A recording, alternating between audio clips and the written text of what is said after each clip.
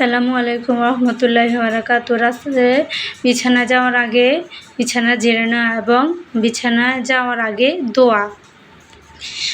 বিসমিকা রাব্বি ওয়াদাতু যামবি ওয়া বিকা আরাফাউ ফাইন আমসাকতা নাফসি ফারহামহা ওয়াইন আরসালতাহা ফাহফাজহা বিমা তাহফাজু বিহি ইবাদাকাস সালিহিন।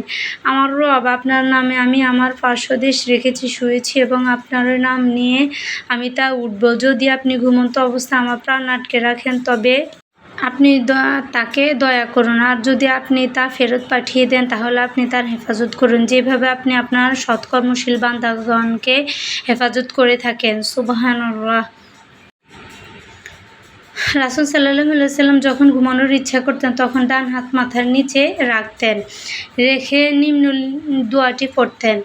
দোয়াটি হলো, আল্লাহুম্মা কিনি আযাবাকা ওয়া মা তাবআসু ইবাদাক। অর্থ, হে আল্লাহ, আমাকে আপনার আযাব থেকে রক্ষা করুন যেদিন আপনি আপনার বান্দাদেরকে পুনর্জীবিত করবেন। সুবহানাল্লাহ। ঘুমানোর আগে আমরা রাসূল সাল্লাল্লাহু আলাইহি সাল্লামের সুন্নতগুলো পালন করব এবং সবসময় দোয়া পড়ে ঘুমানোর চেষ্টা করব এবং বিছানা ঝেড়ে ঘুমাবো। আল্লাহ তাআলা আমাদেরকে সবাইকে দোয়াগুলা পড়ে ঘুমানোর জন্য তৌফিক দান করুক এবং বিভিন্ন পোকামাকড় থেকে আল্লাহ তাআলা আমাদেরকে হেফাজত করুক। এবং পরবর্তীতে আরও আমল জানতে আমাদের সাথে থাকুন, শেয়ার করে।